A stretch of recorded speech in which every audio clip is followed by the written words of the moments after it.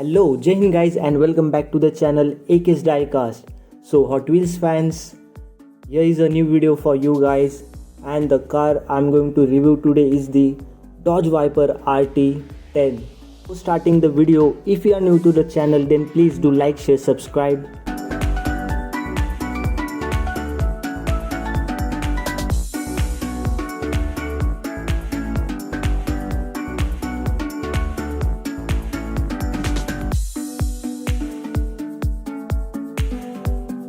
Let's check this car very quickly.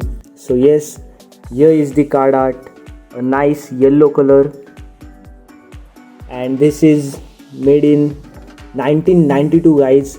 So this is an old car but still looks so modern. And let's check the car now.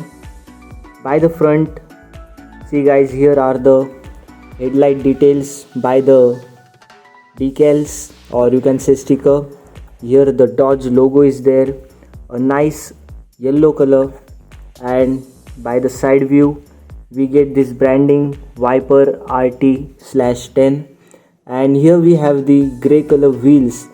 Cross section is just so massive, means yes, this looks bulky, nice thing. Then we have open roof here, a roadster look is there, a very nice interior here we can see.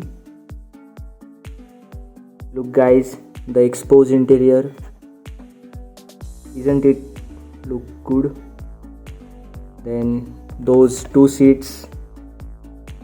Okay, so here is the air vents for better insulation.